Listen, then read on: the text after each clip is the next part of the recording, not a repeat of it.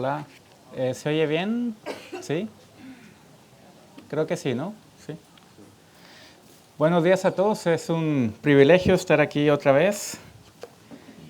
Siempre me pasan situaciones. Una vez Jordi García tuvo que recogerme en el Masnou, los trenes se detuvieron. Y hubo otro momento donde, repasando el sermón, dejo la Biblia al lado, me bajo del tren y la Biblia se va con todos los apuntes. Y ya nunca la recuperé. Y ahora, pues, gracias a Dios pude llegar con bien aquí a la iglesia. Les invito a abrir sus Biblias en Jonás capítulo 3. Estamos con la serie. Y siempre es bueno recapitular y poner el libro en su contexto. Sí, el capítulo 1 vemos cómo Dios llama a Jonás a ir a predicar a la capital del imperio asirio llamada Nínive. Y Jonás es un hombre que es contemporáneo a Isaías. Es por eso que es importante también leer a veces o ver los paralelos que pueden tener los libros de Isaías y Jonás con respecto a lo que viene siendo el mensaje a Siria y a las naciones enemigas del pueblo de Israel. Dios lo llama para que vaya a predicar a Nínive, pero Jonás no quiere ir. Contrario a eso, decide tomar un barco que lo lleve al otro extremo, a la otra punta, y vemos que Dios hace despertar una gran tormenta. Vemos que Jonás está en medio de unos marineros fenicios, marineros que no conocen al Señor, y realmente Jonás pone en evidencia lo que ha acontecido.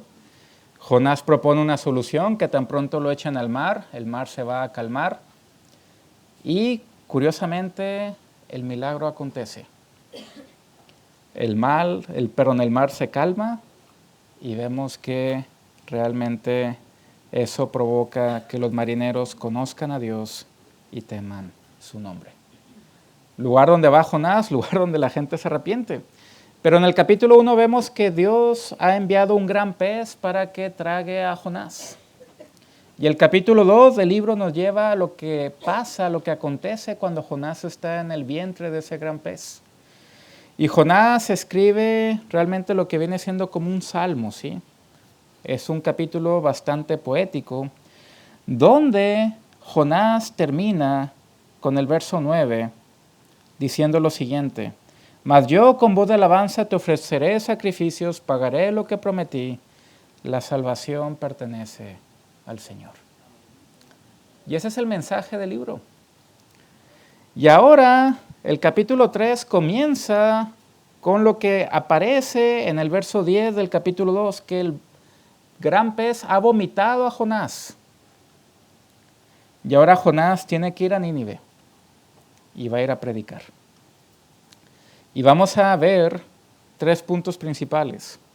El primer punto son los primeros 4 versos, que es la proclamación, el mensaje de Jonás. ¿Cuál es el contenido de este mensaje?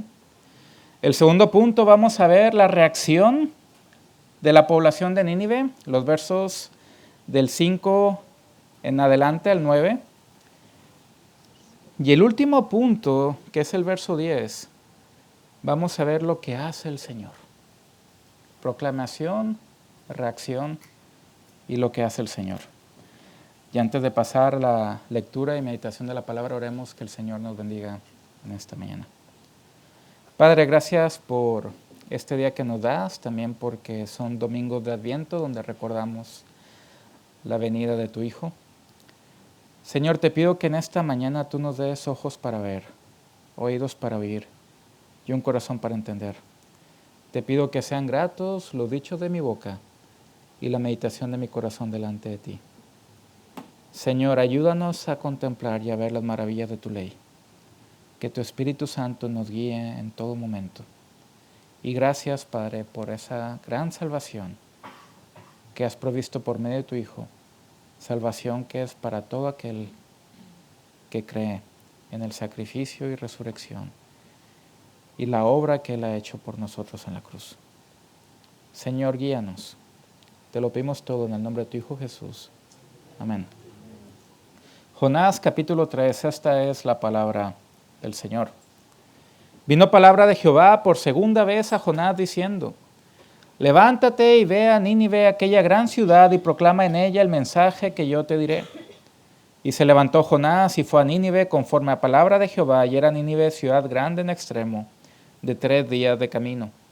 Y comenzó Jonás a entrar por la ciudad camino de un día, y predicaba diciendo: de aquí a 40 días Nínive será destruida.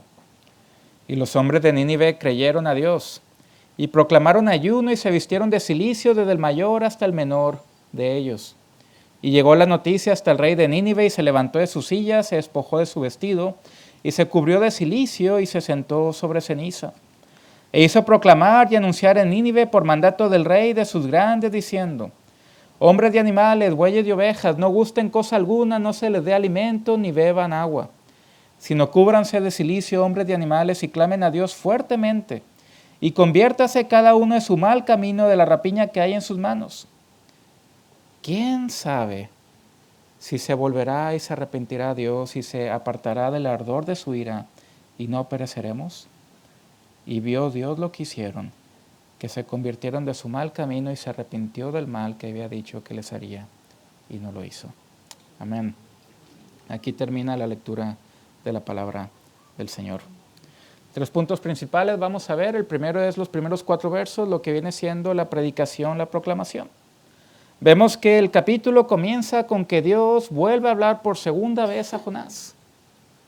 Dios se le aparece. Dios habla directamente a él. Y aquí es otra vez la comisión original que tenía Jonás de ir a predicar a esta capital del gran imperio asirio. Podemos conocer parte del imperio asirio gracias a los relieves que están en el Museo Británico. Un explorador, aventurero inglés, súper joven, Layard, que se aburrió después de haber estudiado Derecho, decide ir a Nínive porque había escuchado las historias de la Biblia de pequeño y curiosamente descubre esta gran ciudad.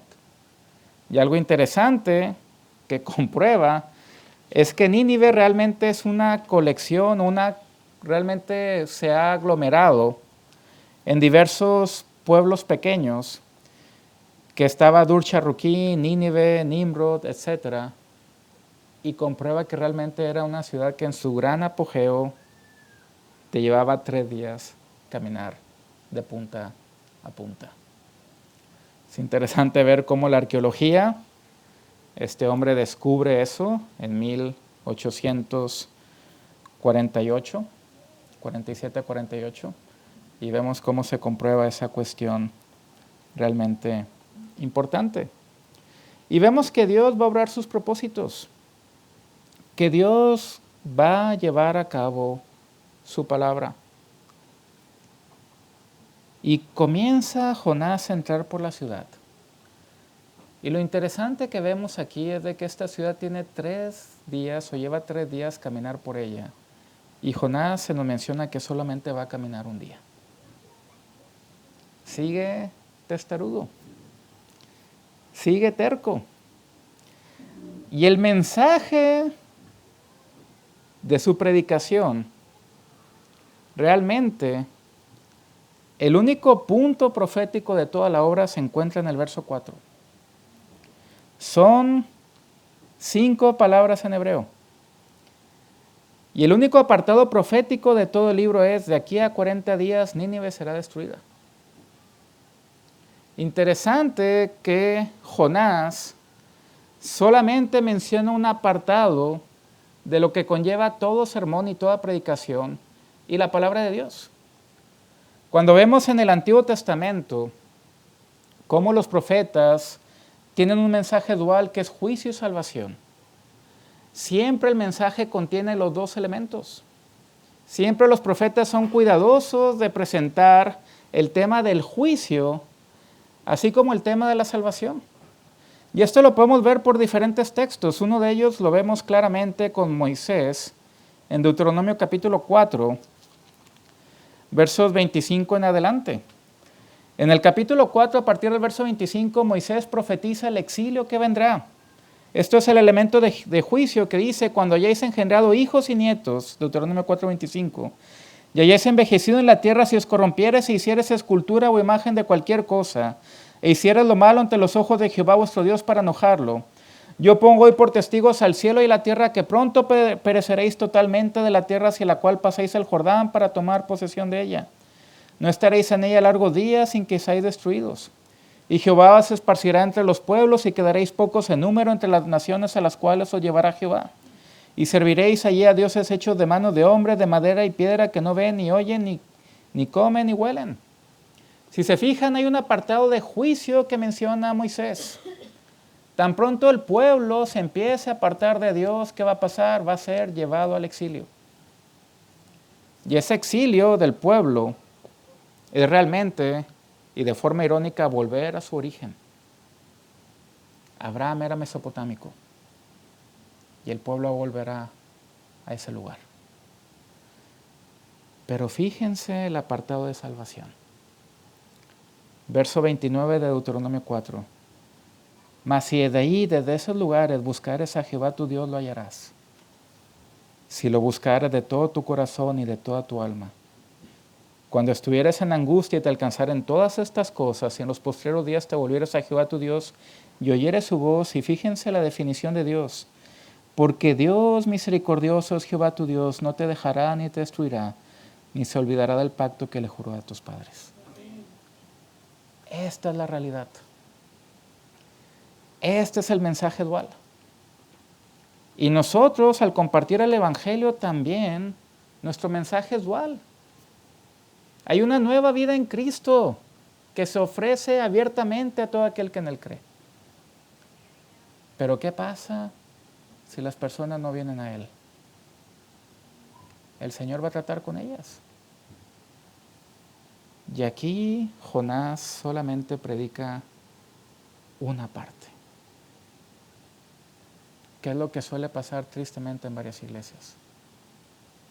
Predicadores que vemos en YouTube o en las redes sociales que están enfadados, señalando con el dedo, todos están mal menos ellos. Ese es el mensaje que realmente queremos transmitir. Ese es el mensaje que va a traer conversiones. Y la respuesta es no. Pero curiosamente, y esto nos lleva a la reacción que acontece en los versos 6 al 9, es que de forma irónica, a pesar de que Jonás no quiere, Dios cumple sus propósitos. Los milagros más impresionantes que vemos después del Pentateuco y la historia de los reyes acontecen en el exilio. El gran rey Nabucodonosor en Daniel 4 se convierte. Los ninivitas se convierten en el libro de Jonás. Y vemos, fíjense el lenguaje que acontece y se ve aquí la reacción a partir del verso 5. Y los hombres de Nínive creyeron a Dios. No están creyendo a Jonás. Están creyendo a Dios. Y no solamente creen, sino que vemos actos de arrepentimiento que se ven constantemente en el Antiguo Testamento. Proclaman ayuno. Se vistieron de cilicio desde el mayor hasta el menor de ellos. Esto lo vemos en la vida de Job, que cuando pierde todo, realmente se pone ceniza y la gente se viste de cilicio. Y no solamente los hombres creen a Dios, sino que esta noticia llega incluso hasta el mismo rey de Nínive. Y esta noticia hace que la persona se levante de su silla. En el mundo antiguo tenemos la misma idea que vemos, por ejemplo, en universidades o en algunas iglesias, que es la cátedra. La catedral en las iglesias se llama así, ¿por qué? Porque es la silla donde se sienta el obispo y enseña como catedrático sentado. Esa es su posición de honor, su lugar. Realmente toda la estructura arquitectónica nos lleva al lugar, a la cátedra donde está el obispo. Y en los palacios antiguos pasaba exactamente lo mismo. El rey era un hombre ilustrado. El rey era un hombre que tenía que saber leer y escribir. Era el líder no solamente en lo gubernamental, sino también en lo religioso y espiritual. Y es impresionante ver que cuando le llega la noticia, este rey se levanta de su silla. Y en la narrativa asiria vemos que cuando el rey se levanta de su silla es para hacer algo. Quizá para montar a caballo e ir a vencer a sus enemigos. Pero no solamente se levanta de su silla, sino que se despoja de su vestido y se humilla vistiéndose de cilicio y echándose ceniza en la cabeza. No solamente las personas están creyendo, se están humillando. Y esto es lo que apunta el gran salmo de David, el Salmo 51. Al corazón contrito y humillado el Señor no desprecia. Y ese es el punto, acto de arrepentimiento. Y lo curioso es que en los versos 5 y 6 no es la gente de Israel, no es la gente de Judá, sino es la gente del imperio asirio la que se está comportando como tal. El rey no solamente hace eso, sino que hace proclamar y anunciar. Lo que debería de haber hecho Jonás de forma irónica lo está haciendo ahora el rey. El rey ahora está proclamando, está anunciando. Y está anunciando que aparte de que se cubran de cilicio, que clamen a Dios fuertemente. Y que se convierta cada uno de su mal camino. Esta cuestión del clamor que aparece en los salmos, una y otra vez vemos el lenguaje de David. Vemos el Salmo 2 que dice: Jehová, escucha mi oración, llegue a ti mi clamor. No escondas de mí tu rostro en el día de mi angustia. Inclina a mí tu oído, apresúrate a responderme el día que te invocare. La palabra y clamor es un chillido. La gente va a chillar. Y algo interesante que vemos en la Biblia es esta idea del clamor que aparece en Éxodo capítulo 2. Y en Éxodo 2 el pueblo ya está harto de lo que ha hecho Egipto con ellos. Moisés ha huido. El gran libertador, el gran príncipe que esperaban que los podía liberar, se ha marchado. Y fíjense cómo termina el capítulo 2 del Éxodo. Aconteció que después de muchos días murió el rey de Egipto y los hijos de Israel gemían a causa de la servidumbre y clamaron. Y la idea y lo que se ve es que este clamor sube a Dios. Misma idea que vemos en Eclesiastés capítulo 5, la oración llega a Dios. Misma idea que vemos en el profeta Daniel, la oración llega a Dios. Dios está en los cielos. Sean pocas tus palabras. Piensa en lo que estás diciendo, ¿sí? Y Dios oyó el gemido de ellos. Dios que nos conoce, que sabe lo que somos, que conoce nuestro corazón, nos escucha. Y cuando los escuchó, ¿qué pasa? Se acordó de su pacto. Se acordó de su promesa. Esta promesa que era unilateral. Y una promesa unilateral implica que solamente la única persona que ha hecho esa promesa la tiene que cumplir. Y ese pacto no solamente fue con Abraham, con Isaac y con Jacob. Y Dios se acuerda. Y fíjense que aquí vemos varios elementos que se ven en el resto del Antiguo Testamento. Cuando Dios oye, se acuerda.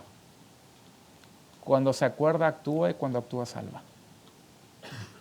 Siempre en ese orden. Cuando Dios oye, se acuerda, cuando se acuerda, actúa, y cuando se acuerda y cuando actúa, salva. Y mira Dios a los hijos de Israel y lo reconoció Dios como sus hijos. Por lo tanto, en el capítulo 3 ya vemos a Moisés. Pero ahora los que están clamando y a los que está escuchando Dios, no es al pueblo de Israel, es a los asirios de Nínive. Esta idea fluye y sigue surgiendo por el resto de los profetas. Si vamos al profeta Joel, vemos lo que menciona este profeta acerca de la misericordia de Dios. Fíjense cómo el lenguaje que aparece en Joel va ligado a lo que acabamos de ver en Jonás capítulo 3. Joel 2, a partir del verso 12, por eso pues ahora dice Jehová, convertíos a mí con todo vuestro corazón, con ayuno y lloro y lamento. Rasgad vuestro corazón y no vuestros vestidos y convertíos a Jehová vuestro Dios, porque misericordioso es y clemente, tardo para la ira y grande en misericordia y que se duele del castigo. Fíjense el verso 14. La pregunta retórica, ¿quién sabe si se volverá y se arrepentirá y dejará bendición tras de él? Esto es el punto. Llamamiento al arrepentimiento. Convertíos a mí. Rasgad vuestro corazón. Dios es misericordioso y clemente. Y Él no está lejos. El apóstol Pablo en el Nuevo Testamento vemos que va a Atenas. Y en Atenas, delante de un grupo de gentiles, empieza a decir Pablo, Dios no está lejos de cada uno de vosotros. Y el que lo busca lo encuentra. Y esto es algo dulce de escuchar. El que busca al Señor lo va a encontrar. Vemos en el verso 9 que el verso 9 es la misma pregunta que aparece en Joel 2. ¿Quién sabe si se volverá y se arrepentirá y se apartará del ardor de su ira? Ese ardor de la ira lo vemos en el libro del Éxodo con Moisés. Y vemos que Dios siempre que se manifiesta en el libro del Éxodo, se manifiesta con fuego. Está en medio de una zarza ardiendo, está el fuego en el monte Sinaí, está el fuego también en varias de las plagas. Y llega un momento en que después de que Moisés está 40 días en el monte Sinaí recibiendo la ley, desciende Moisés del monte y ¿qué pasa? Aarón ha hecho un gran becerro de oro. Y Moisés teme que la presencia de Dios se vaya del pueblo y no se vuelva a manifestar. Y vemos en el capítulo 33 del Éxodo que Moisés pide a Dios que le muestre su gloria. Una gloria que él ya ha visto, que ha contemplado, que ha experimentado, que teme que se aparte de ellos. Y vemos que Dios le va a conceder ese deseo. Y cuando le concede ese deseo, Moisés va a escuchar y va a ver lo que es Dios.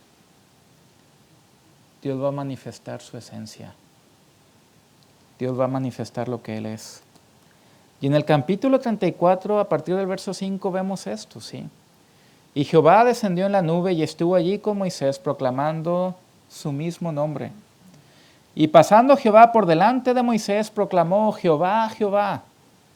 Y aquí está su definición, fuerte, misericordioso y piadoso, tardo para la ira y grande en misericordia y verdad, que guarda misericordia a millares, que perdona la iniquidad, la rebelión y el pecado. Dios mismo se autodefine misericordioso y piadoso. Es Dios en su esencia. Es un Dios que no se cansa de mostrar misericordia. Y es un Dios que perdona 3 cosas: la iniquidad, la rebelión y el pecado. Curiosamente es el mismo lenguaje que emplea David en 2 de sus salmos. Salmos 32 y Salmos 51. Salmo 51 empieza David el Salmo, ten piedad de mí, oh Dios, conforme a tu misericordia, conforme a lo que tú eres. Lávame más de mi maldad, perdona mi iniquidad, mi rebelión y mi pecado. Ese mismo lenguaje aparece en cada uno de esos dos salmos. Y David sabe esto, ¿por qué? Porque sabe quién es Dios. Ahora, ¿qué es lo irónico? Lo irónico es que ahora no solamente es para el pueblo de Israel, sino es para todo aquel que se acerca a él. Isaías 65 menciona lo siguiente. Y vemos esta gran realidad que se aplica a nuestras vidas. Fui buscado por los que no preguntaban por mí. Fui hallado por los que no me buscaban. Dije a gente que no invocaba mi nombre, heme aquí, heme aquí. Dios busca incluso a las personas que menos nos imaginamos. Dios es hallado. Y Dios se manifiesta diciendo, heme aquí, heme aquí. Estas mismas palabras las dice Isaías. Heme aquí, envíame a mí, pero ahora es Dios diciéndolo a personas que no buscaban su nombre. Hemos leído un texto antes de comenzar y les invito otra vez a abrir sus Biblias en Isaías capítulo 19. Porque en este texto se manifiesta algo que es un mensaje para las dos naciones más antagónicas del Israel bíblico. Si hay dos enemigos a vencer que va a tener el pueblo de Israel es Egipto. Conocemos el porqué, el libro del Éxodo contiene por qué Egipto es enemigo de Israel. Y la otra nación va a ser Asiria. Y las dos naciones llevan a Israel a esclavitud, a servidumbre. Las dos naciones históricamente, y esto está comprobado, sometieron con un yugo a la nación de Israel de forma muy fuerte. Pero fíjense cómo hay un cambio radical. Isaías 19, a partir del verso 19, en aquel tiempo habrá altar para Jehová en medio de la tierra de Egipto y monumento a Jehová junto a su frontera. Esto altar quiere decir que los egipcios van a adorar a Dios. Y será por señal y por testimonio a Jehová de los ejércitos en la tierra de Egipto. Y fíjense la ironía. En el capítulo 2 del Éxodo vemos que es el pueblo de Israel el que clama a Dios, porque ya está harto. Pero vemos que aquí en el verso 20 son los egipcios los que clamarán a Jehová a causa de sus opresores. Y en el capítulo 2 vemos que el pueblo busca un Salvador.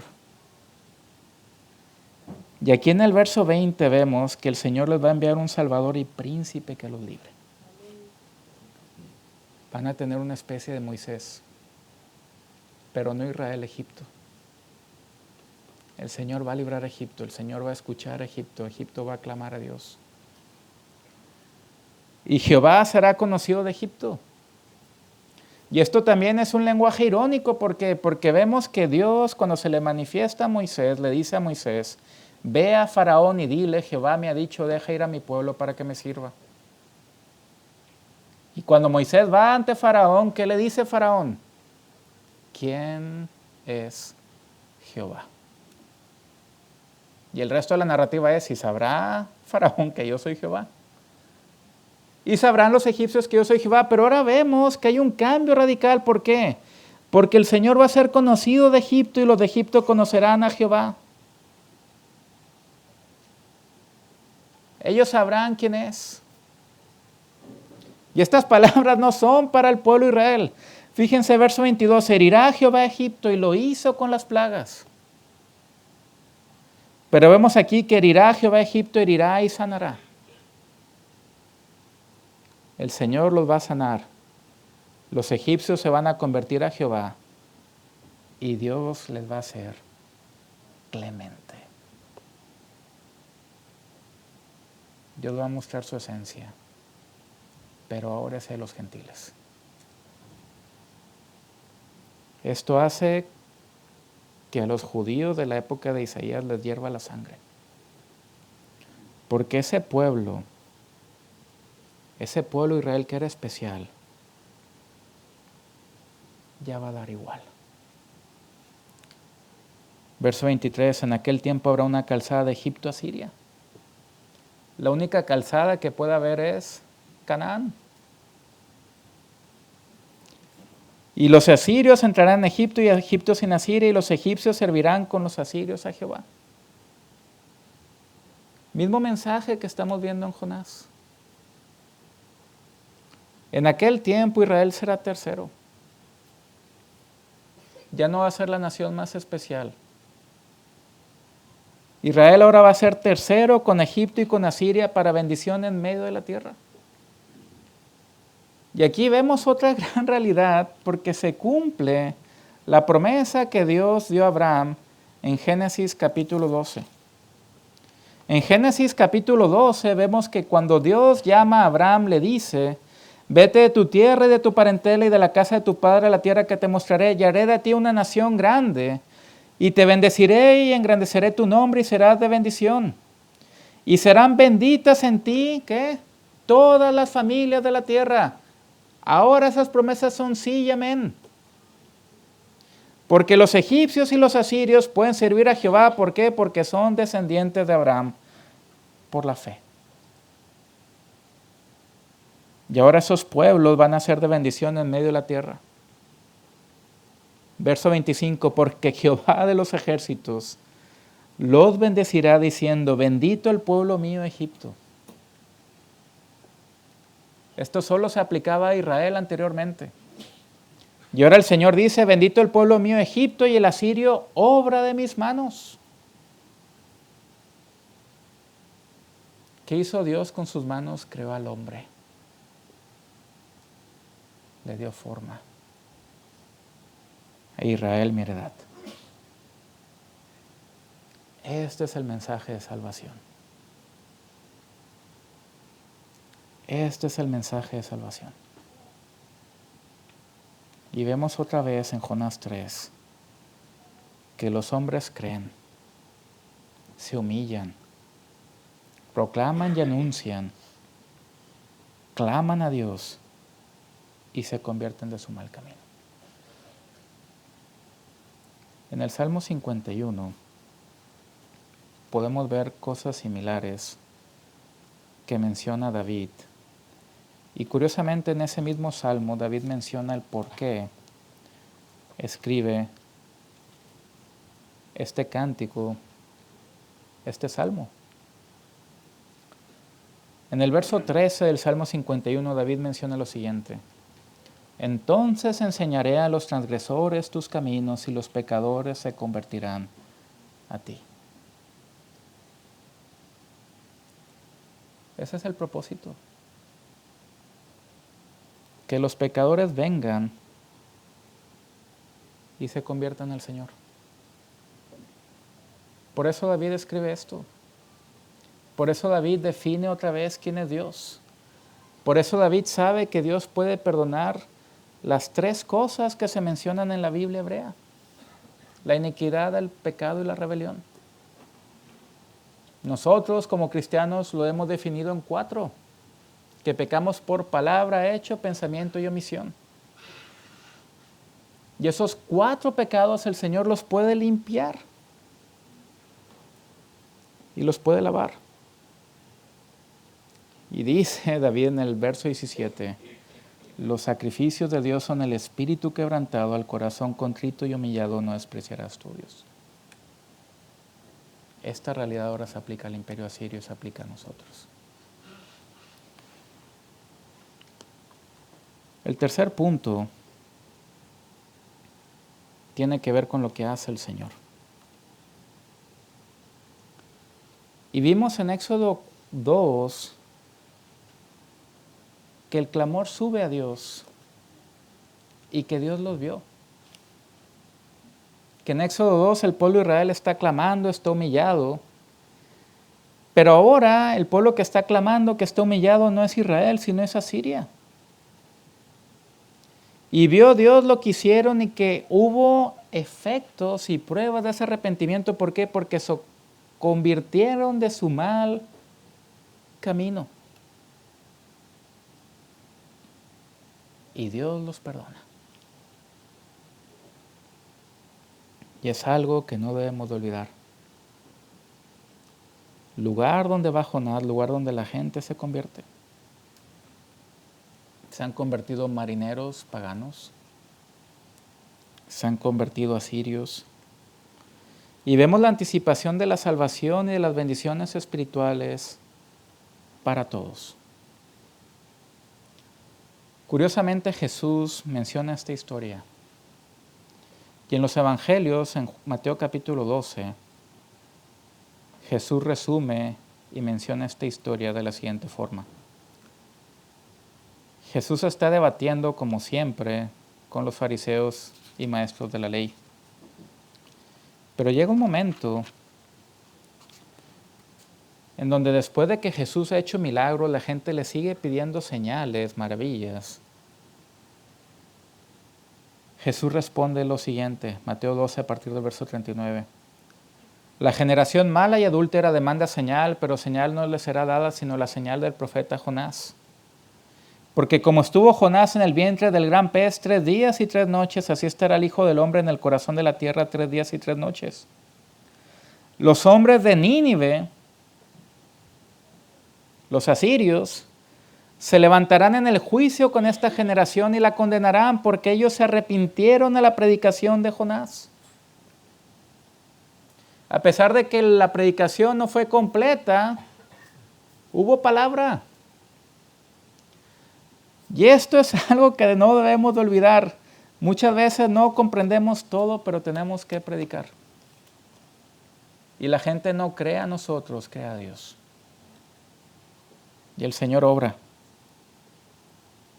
Pero estas personas se van a levantar. Es interesante que estamos ya en época navideña. Y ustedes pueden pensar, bueno, ¿qué tiene que ver Jonás 3 con la época navideña? ¿Por qué vengo a predicar en diciembre, en un momento donde vienen los domingos de Adviento, que ya es, bueno, queda este y otro, que conmemoramos el milagro de la encarnación, la segunda persona de la Trinidad toma un cuerpo del cual no se desprende jamás? Es impresionante esto, ¿no? Y que Jesús vino a tomar cuerpo humano para morir y resucitar. Curiosamente en la Biblia vemos siempre la mención del oriente. Y que después de que Adán y Eva pecan, vemos que el Señor los expulsa y los lleva al oriente del Edén. Y siempre el oriente apunta curiosamente a Mesopotamia. El oriente siempre es Mesopotamia. Posteriormente, el arca de Noé reposa en la zona de Mesopotamia. Se crea la torre de Babel en Mesopotamia. Y Abraham, que es de Ur de los Caldeos, que está en Mesopotamia, Dios lo llama para ir a Canaán. Y la idea, siempre vemos el mismo mapa, ¿sí? De que Abraham es de Ur, lo llama Dios en Harán, baja a Canaán, va a Egipto. Faraón quiere tomar a Sara, Dios lo castiga con grandes plagas. Esta historia ya se vuelve a repetir en otros momentos. Y la misma ruta de Abraham la siguen los descendientes de Abraham a la inversa, porque llegan hasta Babilonia mismo. Pues en Mateo 2 vemos algo curioso. Hablando de mesopotámicos. Cuando Jesús nació en Belén de Judea, en días del rey Herodes, vinieron del oriente a Jerusalén unos sabios.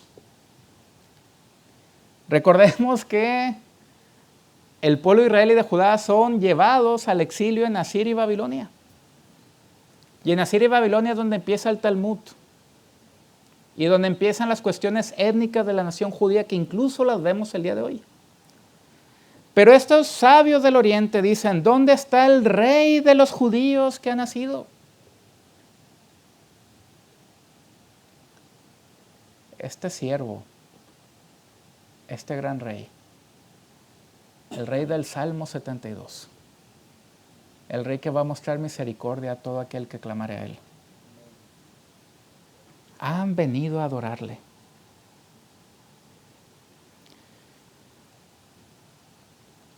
Ven una estrella, sí. Entonces vemos el verso 9 que dice, habiendo oído al rey, se fueron, y aquí la estrella que habían visto en el oriente iba delante de ellos hasta que llegando se detuvo sobre donde estaba el niño.